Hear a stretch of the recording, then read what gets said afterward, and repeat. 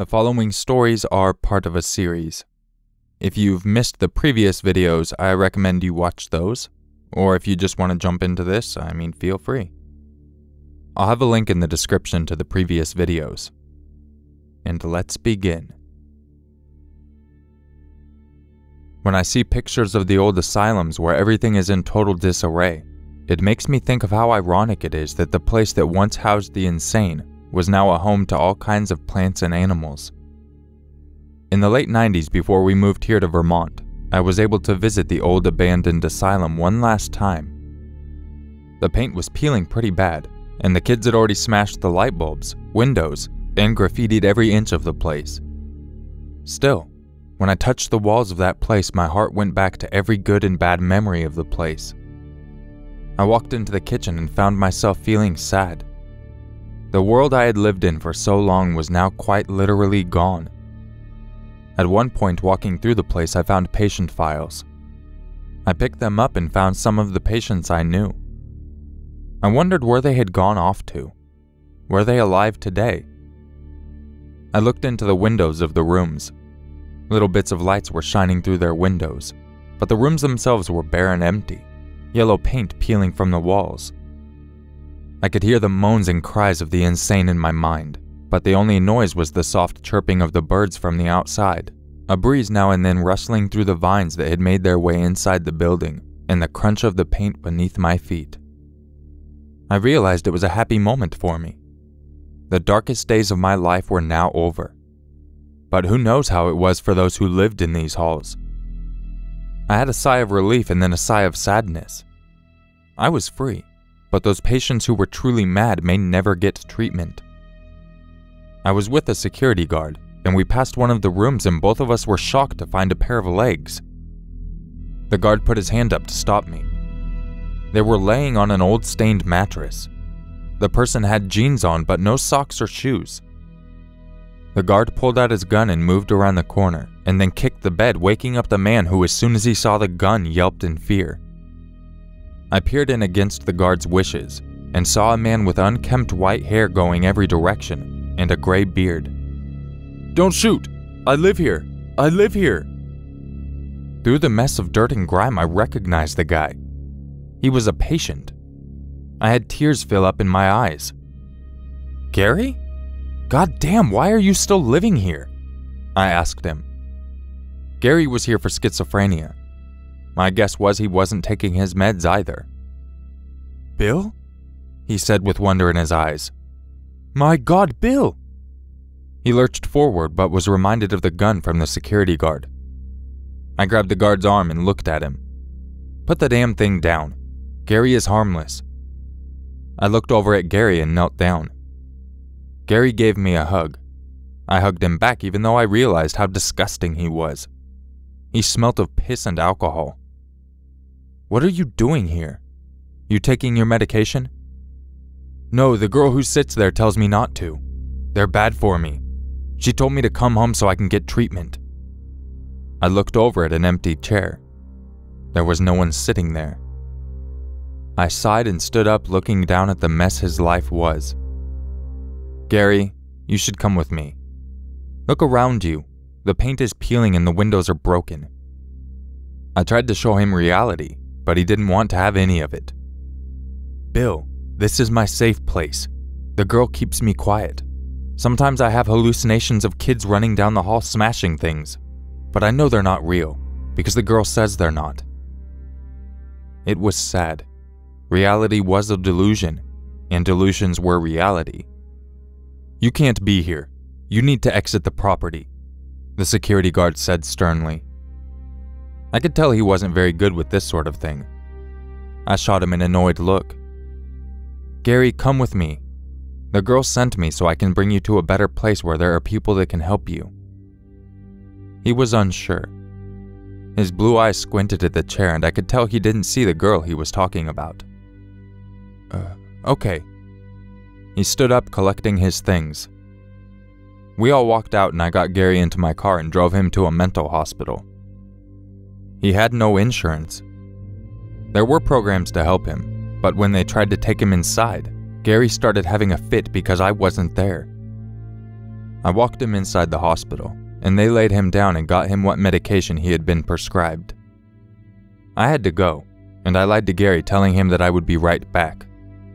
But I never returned. I don't know whatever happened to Gary, but I often wonder if I made the right call. I don't mean not bringing him to seek help. All mentally ill people should seek help.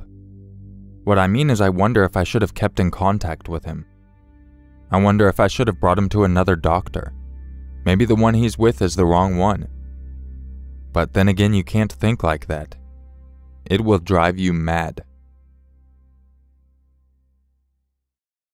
It was July 12th, 1979, and it was hot in the asylum. I remember every summer in that building, because as soon as I turned on the ovens, the sweat would pour off my brow. I think the temperature was 98 that day. This always made the patients more anxious to come to the kitchen, and oftentimes some nurses would opt out, leaving me with a skeleton crew to cook. Since the kitchen obviously served a purpose in helping to feed the patients, I was running around trying to get everything ready. This wasn't much of an issue.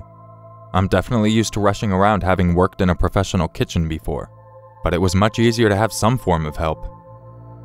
Today was an exception. There were 2 kitchens in the asylum. Mine, which was mostly for classes, but again served patients a better, more gourmet dinner, assuming it was cooked right. The other kitchen was more generic. More of the patients went there because of their diet restrictions, or they couldn't handle sitting down at an actual table like most of us do when we go to restaurants. From time to time, a major incident would happen in my kitchen, and it would be shut down for the day, and everyone would be served some sort of something that was called potatoes, and a sorry excuse for a steak, which was more or less beef smashed together into a steak-looking slab. It was nasty, and I would just wait until I got home to eat. As hot as it was that day, I still had 10 patients working with me. We all worked fast and efficient, but one girl was not working, but rather arguing with other patients who just had depression. What she said freaked me out, mostly because I realized she was dead serious about what she was saying. "I can't believe you see me." She had tears flowing from her eyes. "Why wouldn't I be able to?" he answered back. "I'm dead, Peter. I've been dead as long as I can remember. Look at my arms." She held out her arms. They looked fine to me. A nurse asked the girl to come with her and to calm down. "Peter can see me too. I can't believe this. I must be the first ghost that people can see," she exclaimed with joy. "Remember, we talked about this, Joyce. You aren't dead. You're sick in the head and you just need to relax." The nurse tried to reassure the girl, but she wouldn't have it. "I'm not fucking crazy. I am dead." She tore her shirt off and pointed to her stomach. "Do you see the hole? How can you not smell that? I smell disgusting." She screamed at the nurses, looking all around at the now silent room, until one of the other patients who had Down syndrome burst into tears. A nurse began to comfort him. The nurse took the girl by her hand and began to pull her outside. The girl was still trying to prove to all of us she was dead. This wasn't how we were supposed to act, and that was strange. Why didn't the nurse try to agree with her? I thought that is how we needed to act. Later that night, I decided to be nosy and looked into her cell. She was completely naked and looking down at herself, poking at her skin. What the doctors would do next was the most fucking despicable thing I had ever seen in my life. A week later from the day she had her meltdown, I saw her again in class. This time she had open wounds on her arm. I told the nurses we couldn't let her cook like that. They understood, but explained the doctors had given her open wounds hoping to snap her out of her psychosis. When she acknowledged that she had cuts, she would be dressed and medicated for them. I saw red. I'll admit I nearly grabbed one of the knives from the locked container and rushed down the halls to kill the doctors. I thought, today's the day you get fired, Bill. Here we go. I told the nurse to hold down the fort and that I wasn't feeling well, and ran down to her cell and looked up who her doctor was. Dr. T. Jones. Of course, one of the bad ones.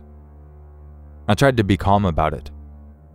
I knocked on his door, and when he opened it, he saw me inside and said, "Is this about Joyce?" I nodded and opened my mouth to say something, but a smirk went across this motherfucker's face and I nearly punched his lights out. He held up a paper, still not opening the door fully. He had it with him. He knew I'd be coming. It was a paper signed by the head doctor and some official higher up in the government. I read it, and it literally said it was okay to experiment with actually cutting the girl open, provided she was given pain medicine. They were thinking that if she actually had open wounds and looked dead, she would realize they were healed and she wasn't dead. "Don't worry, Bill. It's all in order." I handed it back to him and nodded. That isn't what I wanted to do, though. I wanted to grab his throat out and tear his jugular with my hands. I wanted to scream and tell him that if this was some sort of sick joke to get back at me, then fine, but don't hurt the patients. She's finally happy that we can see her open gashes, Bill. I know how you like happy patients. I was shaking with anger. My fists clenched and I literally bit my tongue and the sides of my mouth so hard I tasted blood. Finally, I said through clenched teeth, "You do what you need to do." I went back to the kitchen the entire time planning out what I would do. For a moment, I wanted to release every patient and then kill every single doctor. What good would that do, though? This is real life. Oftentimes we say we would go crazy if we were given the situation, but there was literally nothing that could be done that wouldn't stick me in jail. He had permission from someone higher up than the head doctor. Now that my friend had quit the head doctor position, the new head doctor was very stern with me. I had no leeway. When I got into the kitchen, what I saw scarred my brain. The girl was standing on the counter screaming at the nurses to back away. I ran inside and she had a spoon in her hand. A wooden spoon, and she was jabbing herself in the stomach as hard as she could with it. "I just want to fucking die," she yelled. I could see her open wounds in her arm leaking blood down and all over the food. She cried, and I'm sure it hurt. I looked up at her and asked her what was wrong. "I'm dead, but I'm not dead. I want to disappear," she cried out. The nurses closed in on her and pulled her down off the counter, getting covered in blood. I took off my shirt and grabbed my undershirt, walking to the girl and covering her arms with it. "Joyce, have a doctor look at your wounds. Why are you trying to convince all of them you're dead? They'll never believe you, so just tell them you know you're alive. What's the point in fighting?" The nurses looked at me like I was fucking mad, but Joyce saw the wisdom in what I was saying. She turned to the nurses and stopped resisting. Acknowledging her wounds meant that she would be wrapped, and they would begin to think she was cured because she saw the wounds as wounds and not as her decaying flesh. I saw her again the next day. The wounds were covered by now. She gave me a quick wink and disappeared. "It's working, Bill. They're leaving me alone." I patted her on the back, but still felt horrid. That doctor wasn't going to just stop there. He felt a superiority complex now. He wanted to screw around with very experimental drugs and experiments, and the last few years of me working there were honestly the worst days of my career. How can you possibly think that cutting someone's arms would snap them out of a hallucination? I couldn't believe the doctor wasn't smart enough to know how to deal with the situation. Why not talk about it? Why not try to medicate it? It's like burning someone alive who thinks they are burning alive to show them they aren't burning alive. It makes no fucking sense. To this day, when I think about it, I want to find that motherfucker and kill him. But it's not worth it. Plus, he died in a car accident in 1998 anyways. It's not over, though. A few months later, she was beginning to talk about how she was dead. The hallucinations were far too much for her. Seeing the cutting wasn't going to work, they resorted to more extreme measures, like bringing her into the morgue and showing her dead people. Then they played videos and showed her pictures of dead people over and over. They gave her her very own Book of the Dead that she began to carry around with her. Would you believe she started to hallucinate about dead people? One day she looked around the kitchen and said something that made my heart stop inside of me. Bill." I looked up and she was pointing in a corner. "Christina is asking about you." My eyes widened and I stammered. The nurses all looked at each other, all feeling the same shiver go up their spines. The thought that Joyce wasn't hallucinating dead people, that she was seeing them, scared us. My mouth was dry, but I managed to get out, "Joyce, come back and let's start making food, okay?" She kept staring into the corner. "But Katrina needs help. She's dead like me." I couldn't handle it anymore. This was too freaky and fucked up to let it go on. I was terrified of Katrina, and people knew not to mention her around me. I grabbed Joyce by the hand and shushed her. "Joyce, you can talk to Katrina later. Right now we are cooking." Joyce never saw me act this way, let alone tug her and pull her over to the table. She never mentioned Katrina again, but I saw her looking into the corner all too often, and I knew she saw Katrina. God damn, it scares me to even think about it. Joyce was never cured. She got worse with her hallucinations until one day she cried that she was surrounded by dead people and they wouldn't stop telling her how they died. She said she didn't want to hear them anymore. That night she strangled herself with her bedsheet, and on a piece of paper they found in her room were the words, "I'm not dead, but I'm ready."